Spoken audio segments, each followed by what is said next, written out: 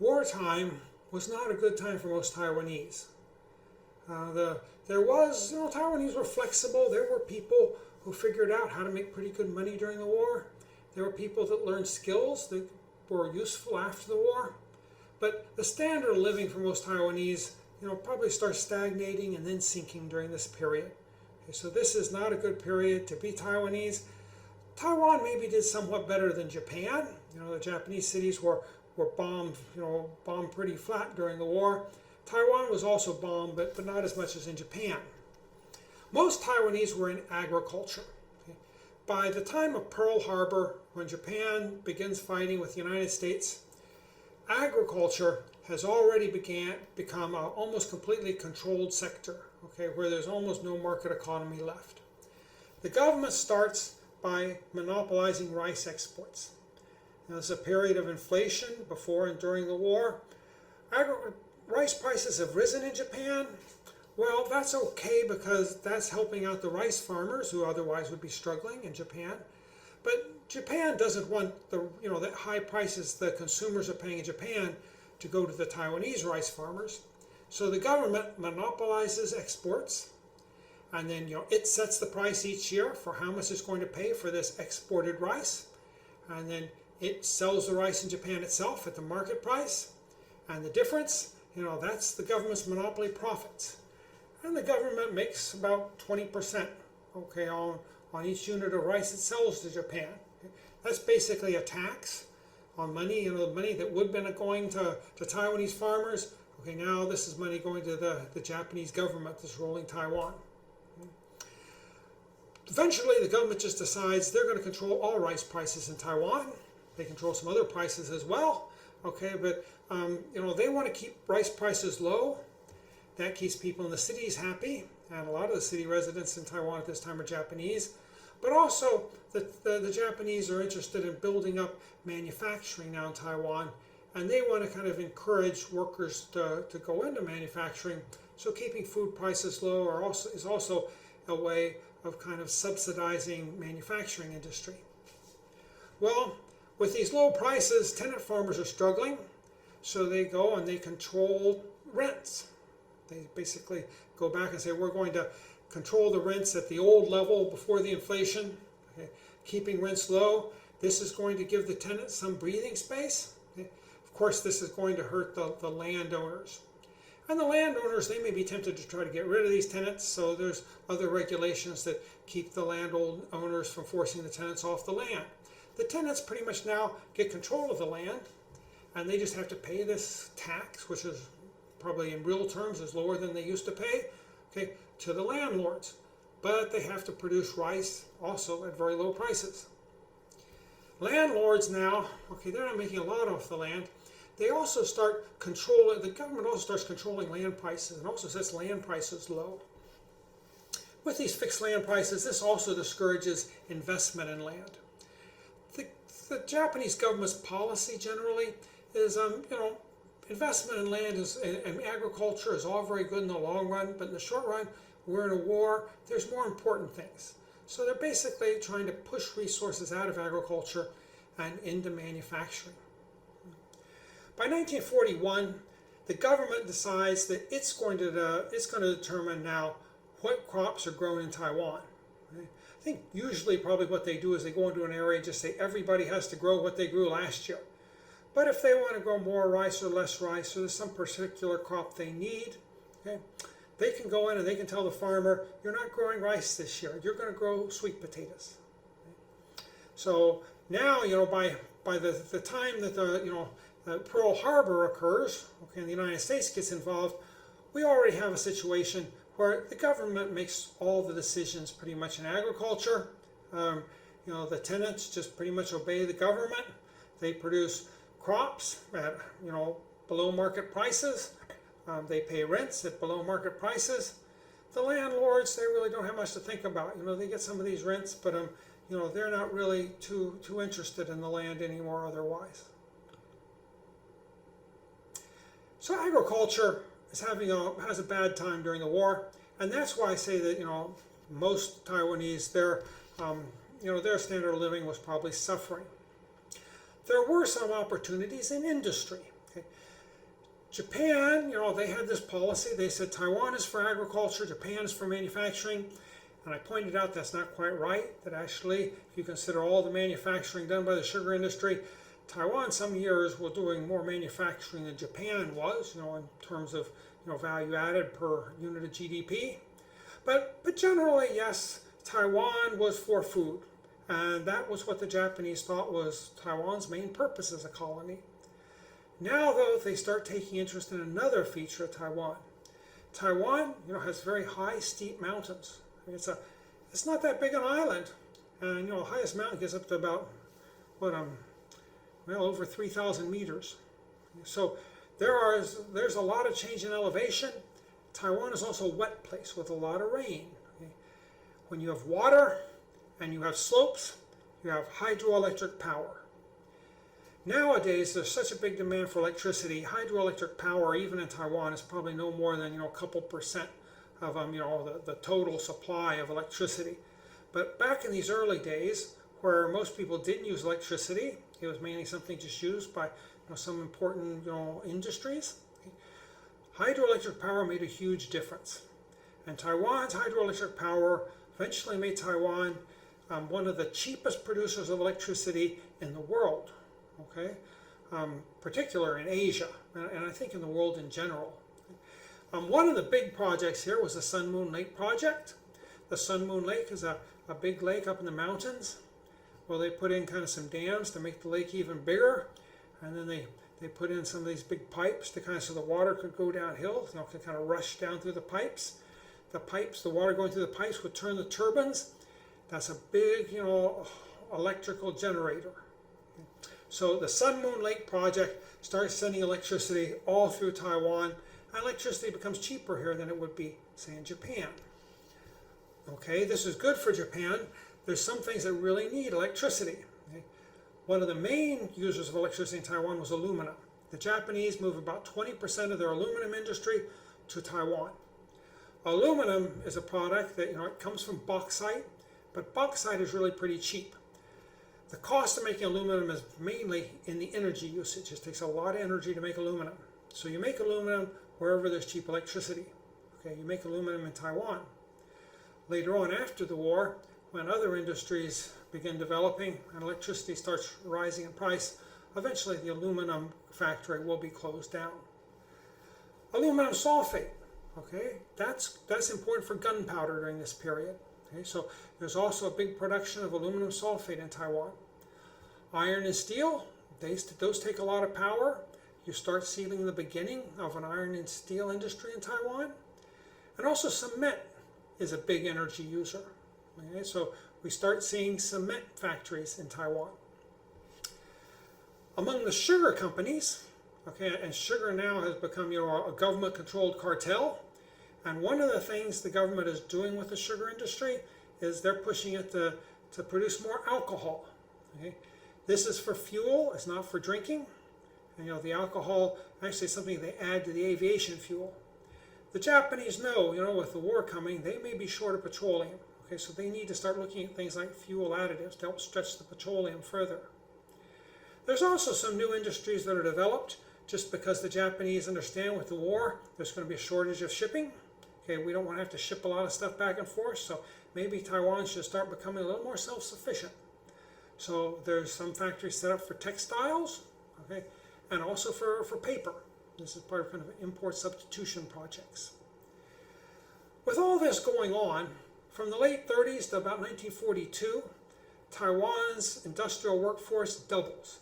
So many Taiwanese, okay, that hadn't been doing anything in manufacturing, they now start getting some experience in modern manufacturing.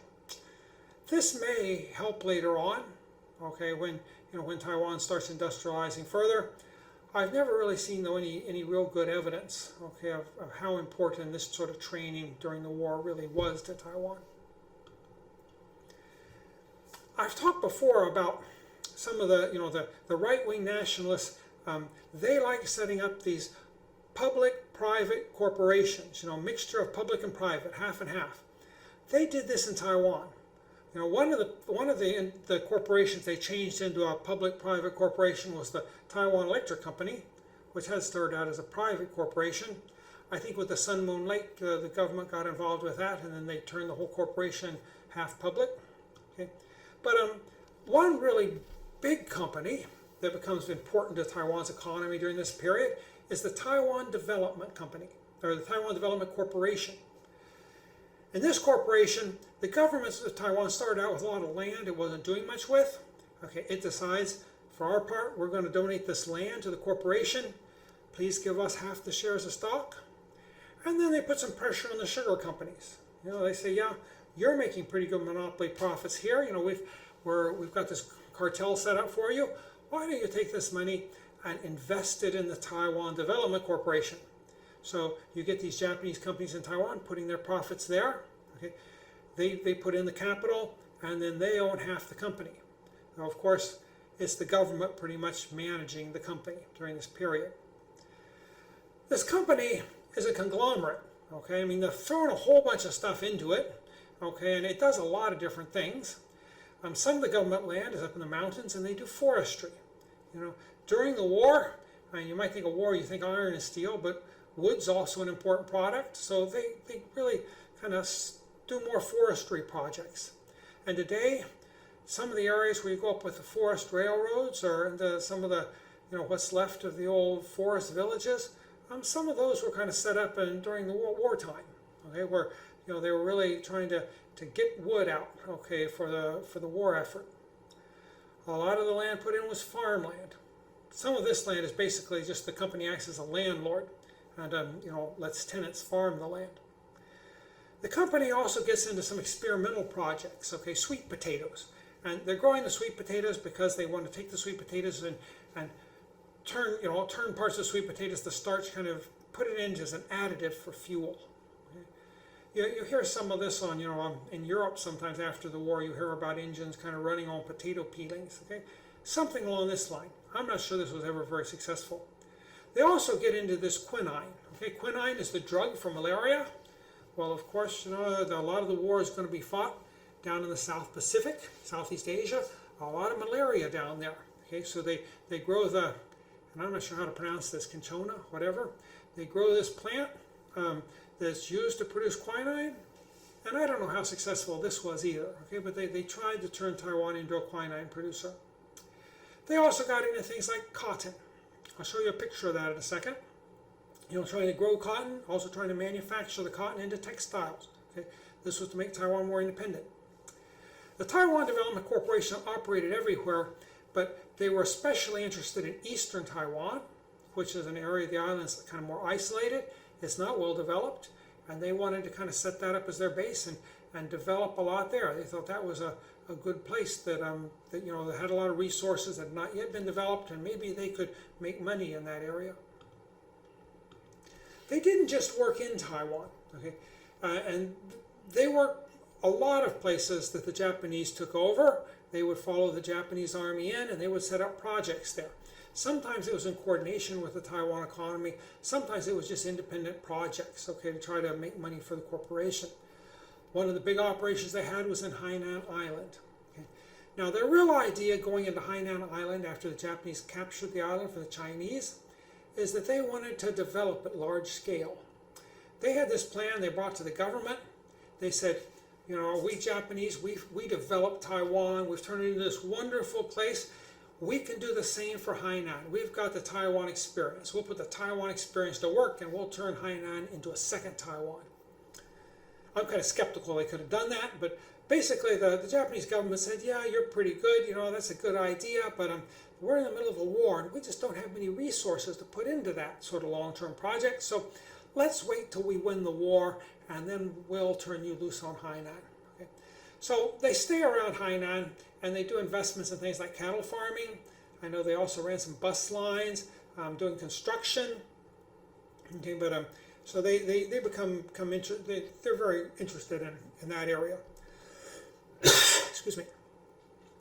They also are interested in Vietnam. That's close to Taiwan, and Taiwan now is producing aluminum, which needs bauxite, iron and steel. The iron ore.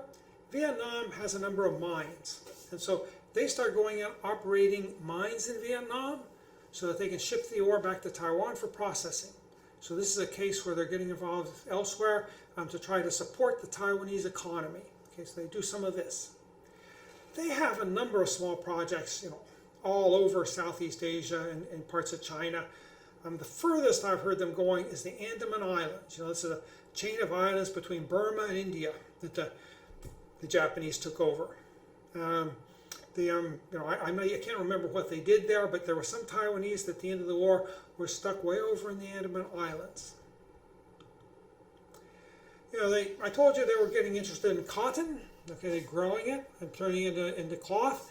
Okay, this is one of their projects, the Jai Cotton Factory. It looks like this is set out in the fields, and I suppose they're probably growing cotton there. Maybe this is supposed to be an integrated project. It's away from the city, so maybe that's to keep it from being bombed. Okay, I'm not sure. But they tried to go into things like this. They weren't really very successful. Okay. Much that they did after the war, was kind of their projects were shelved as not being very practical. I said some Taiwanese were flexible. They could find opportunities during wartime and they could make pretty good money. One of the things that happens in the late 1930s is, or maybe the middle 1930s, the government of Japan decides that the Japanese Empire needs to be more self-sufficient. So they start putting up more tariffs. They don't want to rely on the colonies of the Western powers. One of the things they've been importing to Japan, and the whole empire in general, is tapioca. It's been coming from Java, which is in Dutch East Indies. They don't want to rely on the Dutch East Indies anymore, so they put up tariffs. They try to stop the import of tapioca. This gives the Taiwanese a chance. Okay, now they can jump into the industry. They can start making tapioca, to substitute for the Java tapioca. Some people also, instead of making tapioca, they start going in for sweet potato starch, and they make sweet potato starch and start shipping it to Japan for them to use that in place of tapioca. But there's about 30 small factories, and when I say small factories, often these factories are, maybe they're no more than 5, 10, 20 people. Okay, they're not very big factories, but they're set up. Okay, you have to grow you grow the taro and then you have to process it into tapioca powder. Okay, so this is one way the Taiwanese jump at an opportunity and find ways to make money. Another thing the Japanese did when they were looking around for ways to be self-sufficient, they had been importing a lot of jute bags or hemp bags from India. Okay, these were used to pack the rice and also sometimes the sugar, I think. Well, they decided to block the import of these bags. Now, there are Japanese that get involved in trying to make some big factories to substitute for Indian bags and to produce big bags for the rice and sugar. Okay, but Taiwanese also get involved. Okay, what happens here is back, I think around 1920, there was a Japanese man who came down, I think to southern Taiwan, and he tried to set up a factory to produce kamasu. Kamasu, kind of collapsible rope bags, I guess. They're these kind of thick, clumsy bags made out of jute, almost made out of rope. The Japanese would use these to carry things around when they were cheaper than the bags that would come in from India, even though maybe the quality was a little lower. Well, the Kamasu factory didn't work. It goes out of business. But there are a number of the women in Taiwan continue making kamasu at home as kind of a handicraft project. Maybe to save their family and their neighbors a little money. They don't have to go buy jute bags. We'll make our own kamasu to carry our stuff. Okay, so this remains kind of a sideline through the 1920s that you see being produced by within villages by Chinese women from Taiwan. When though they really block the import of these bags, suddenly the kamasu become much more valuable. And again, there's about 30 or 40 Taiwanese businesses suddenly spring up. Okay, these businesses, they're all using simple machinery to try to make kamasu, and they do them sometimes in factories. Okay, where they have the women come into the factory. In other cases, they do it as putting out, where basically they get the machinery and they they kind of rent it to the woman and let her use the machine at home, okay, to produce the Komatsu bag. But you see a sudden boom in Komatsu bag production. And these are all opportunities that the Japanese are a little slow in getting involved in. Okay, they don't move as fast as the Taiwanese, but anytime there's an opening that appears, okay, some Taiwanese will notice it, and if he's the least bit successful, other Taiwanese will swarm in, and they will copy him. And so you get this sudden explosion, and a complete new industry appears on the island. There's two important businesses that begin in Taiwan that become important after the war. Okay? One of them, the Tongrong Iron Works. This looks like Tong-ung. Maybe that's like the Taiwanese pronunciation, I'd guess. Okay, but in Chinese, you often talk about this as Tongrong. Okay, this was an iron company. Okay, they become one of the biggest iron and steel company in Taiwan. Okay, in the 1950s. Okay? But they get their start during this period. There's a shortage of iron and steel. Okay? People, the Japanese desperately need this, and so this is a chance that a Taiwanese can jump in. And this factory becomes a pretty big factory. Okay, producing these metals.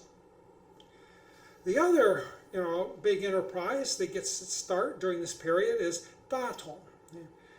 In the 1950s, it was a saying, that Tongrong kind of rules the south and Datong rules the north. Okay. Tongrong, in the 1950s, it had thousands of workers. It was the biggest manufacturing, corporation in Taiwan. Okay. But Datong was also very big. Okay. Datong, actually, it's kind of hard to say when it starts because the first generation was into construction. Okay. They were really quite a bit different than what the later Datong turns out to be. But the son goes into school and he learns more about machinery, okay, and then when he starts producing stuff during World War II, he is more into the machinery end, okay, making mechanical stuff, sometimes also with electricity. And after the war, okay, Datong becomes famous for things like rice cookers, electric fans, okay, kind of simple household appliances.